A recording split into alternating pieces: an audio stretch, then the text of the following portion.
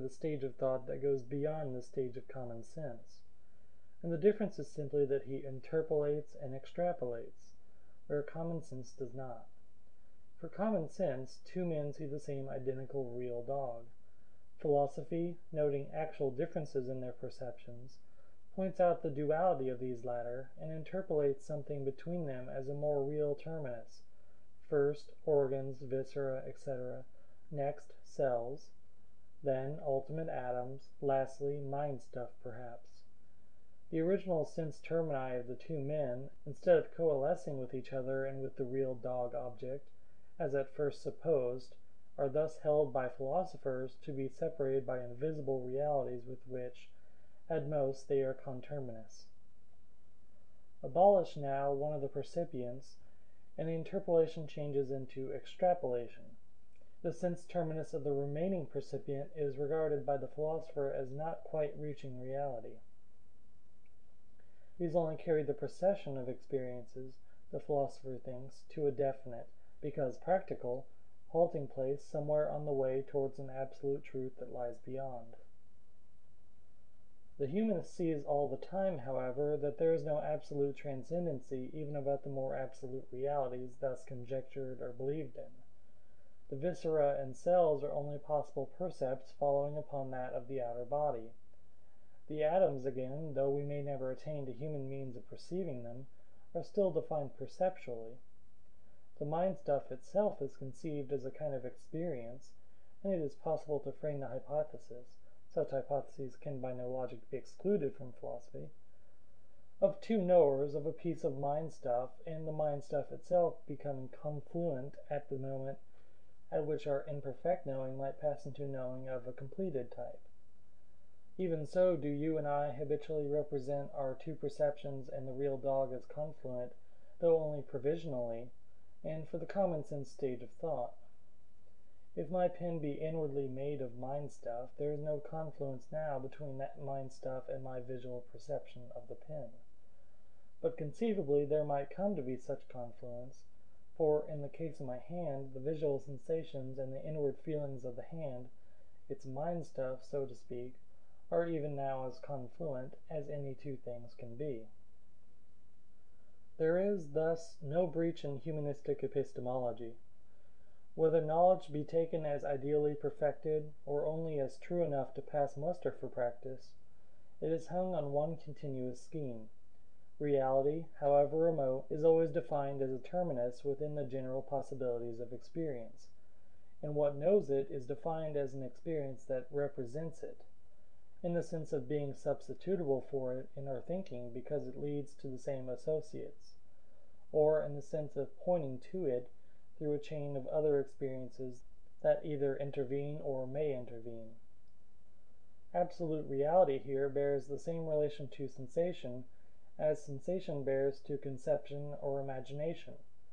Both are provisional or final termini, sensation being the only terminus at which the practical man habitually stops, while the philosopher projects a beyond in the shape of more absolute reality. These termini for the practical and the philosophical stages of thought respectively are self-supporting. They are not true of anything else, they simply are real. They lean on nothing, as my italicized formula said. Rather does the whole fabric of experience lean on them, just as the whole fabric of the solar system, including many relative positions, leans, for its absolute position in space, on any one of its constituent stars. Here again one gets a new identitas philosophiae in pluralistic form. Section 4. If I have succeeded in making this at all clear, though I fear that brevity and abstractness between them may have made me fail, the reader will see that the truth of our mental operations must always be an intra-experiential affair. A conception is reckoned true by common sense when it can be made to lead to a sensation. The sensation, which for common sense is not so much true as real, is held to be provisionally true by the philosopher just in so far as it covers, abuts at, or occupies the place of a still more absolutely real experience, in the possibility of which to some remoter experient the philosopher finds reason to believe. Meanwhile, what actually does count for true to any individual trower, whether he be philosopher or common man, is always a result of his apperceptions. If a novel experience, conceptual or sensible, contradict too emphatically our pre-existent system of beliefs, in 99 cases out of 100 it is treated as false. Only when the older and the newer experiences are congruous enough to mutually apperceive and modify each other does what we treat as an advance in truth result. Having written at this point in an article in reply to Mr. Joseph's criticism of my humanism, I will say no more about truth here, but refer the reader to that review. In no case, however, need truth consist in a relation between our experiences and something archetypal or trans-experiential.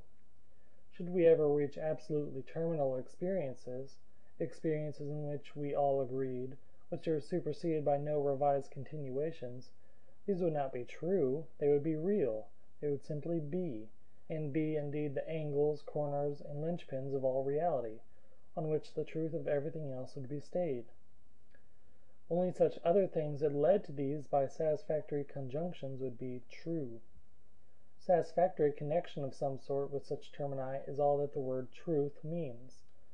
On the common sense stage of thought, sense perceptions serve as such termini. Our ideas and concepts and scientific theories pass for true only so far as they harmoniously lead back to the world of sense. I hope that many humanists will endorse this attempt of mine to trace the more essential features of that way of viewing things. I feel almost certain that Messrs. Dewey and Schiller will do so. If the attackers will also take some slight account of it, it may be that discussion will be a little less wide of the mark than it has hitherto been. End of Chapter 7 of Essays in Radical Empiricism by William James.